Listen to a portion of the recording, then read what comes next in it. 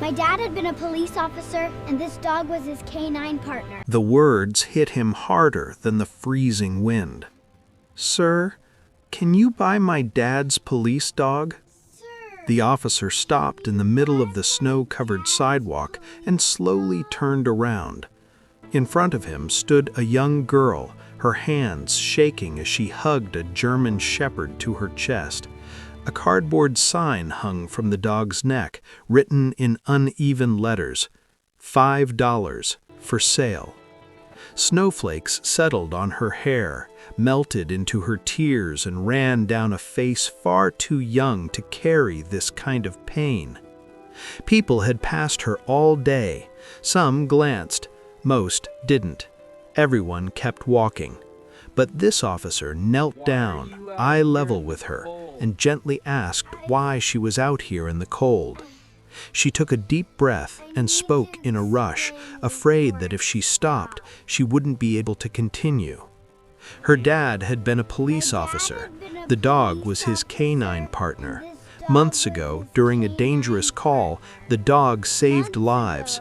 Her father survived too, but not the same way. He came home injured, broken, unable to return to duty. The bills kept coming. The support slowly disappeared. Now the landlord wanted rent they didn't have. "So Dad said Max needs a better home," she whispered, tightening her arms around the dog. "He said he deserves food and warmth, and not this." The officer looked at the German shepherd, calm, alert, loyal, a hero who had already given everything. He reached for his wallet, then stopped. Buying the dog felt wrong. This wasn't a sale. This was a family being torn apart. Instead, he asked the dog's name, listened to stories about night patrols, about how Max still slept outside her father's bedroom door when the nightmares came, about how he was more than a dog.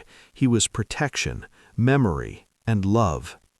The officer stepped aside and made a call, then another. Minutes turned into an hour. A patrol car arrived, then another.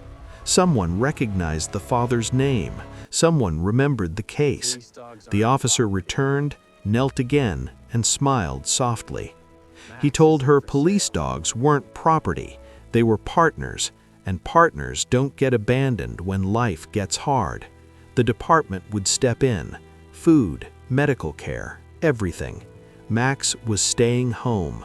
He handed her $5 anyway, not as payment, but as respect. Her smile broke through tears as Max wagged his tail, sensing hope once again. That night, her father held his dog and cried, not from loss, but from gratitude. And the officer drove home knowing one truth.